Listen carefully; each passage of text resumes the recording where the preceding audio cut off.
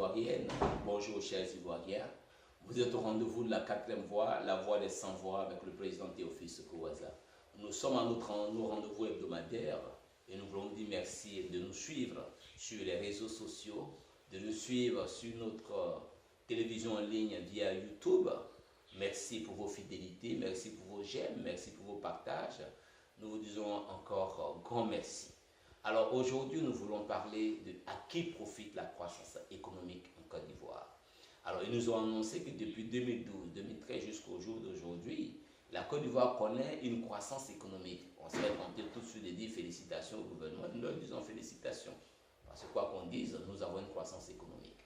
Alors mais quand nous analysons de près cette croissance économique, elle repose sur deux piliers. Le premier pilier, c'est le secteur agricole. Et le deuxième pilier, ce sont les investissements.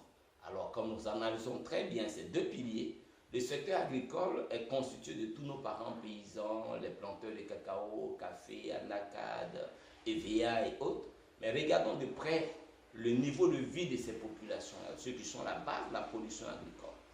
Ils font partie des plus pauvres de la Côte d'Ivoire. Ils font partie de ceux qui n'ont aucune sécurité sociale. Ils font partie de ceux qui n'ont pas de retraite. Regardons le deuxième pilier sur l'investissement. Les investissements en Côte d'Ivoire reposent sur près de 10 000 milliards de prêts que la Côte d'Ivoire a dû prendre auprès des organisations internationales. Donc nous faisons une croissance à crédit, si on peut le dire, en griffe.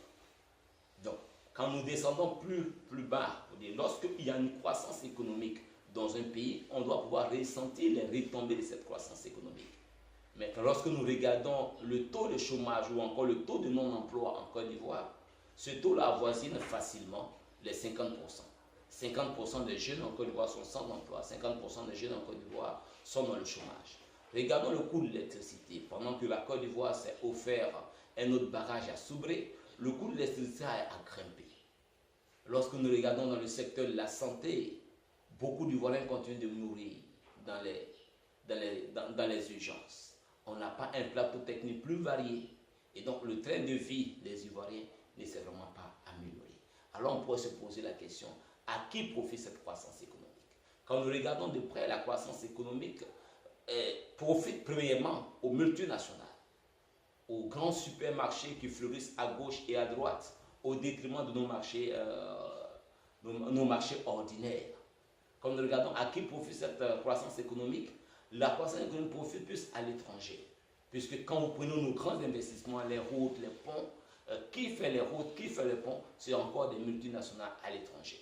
Alors les Ivoiriens n'ont que des emplois temporaires, des emplois sectaires. Alors nous voulons demander, il faut carrément repenser comment il faut redistribuer les richesses dans cette croissance économique.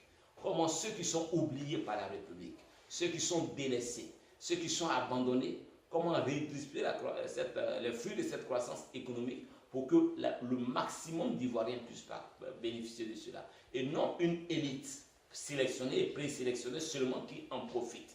À ce jour, vous n'allez pas voir un tenant du pouvoir qui est pauvre. Vous n'allez jamais voir un tenant du pouvoir qui n'est pas riche. Ils sont tous riches, ils sont tous à l'aise. Mais tous ceux qui les ont portés au pouvoir, tous ceux qui ont travaillé pour qu'ils soient au pouvoir, c'est eux aujourd'hui qui se retrouvent dans la pauvreté.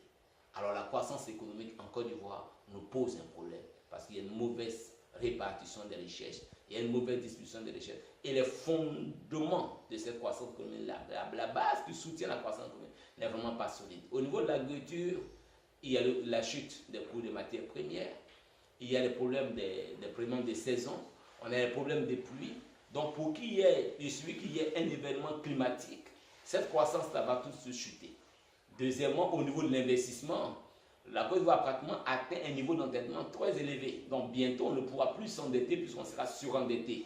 Et donc, l'investissement reposant sur les dettes que nous prenons fera en sorte qu'on ne pourra plus grandir, on ne pourra plus progresser, on ne pourra plus aller de l'avant. Donc il faut repenser comment est-ce que nous amorçons cette croissance économique. Et une fois que nous avons une croissance économique, comment est-ce que nous distribuons les richesses nées de cette croissance économique. Alors c'était les rendez-vous de la quatrième voie. Cette organisation de la société civile et d'organisations politiques qui défend la cause des opprimés, qui porte la voix des sans-voix. Nous vous disons merci Si tu apprécies comme nous cette mauvaise, si tu n'apprécies pas comme nous plutôt cette mauvaise répartition de l'échelle de la croissance économique, si tu n'apprécies pas comme nous les mauvais fondements de cette croissance économique basée sur l'endettement et seulement que le secteur agricole, il faut liker cette vidéo. Nous pensons que pour assurer une croissance économique permanente et dynamique, il faut une industrialisation totale et entière de la Côte d'Ivoire. Il faut la production des biens et services ici en Côte d'Ivoire. Il faut la production des machines. Il faut pouvoir couper avec la domination occidentale. Il faut couper avec l'impérialisme. Il faut avoir une autonomie de la gestion de sa monnaie. Il y a beaucoup d'actions et beaucoup de leviers que nous pouvons activer pour avoir une croissance économique durable et permanente et pour avoir une meilleure répartition de richesses. Nous t'invitons à liker la vidéo, à la partager massivement. Nous vous disons merci de nous suivre. C'était le rendez-vous de la 4e voie, la voie des sans voix, avec le président Théophile Sekowaza. Je vous remercie. À bientôt.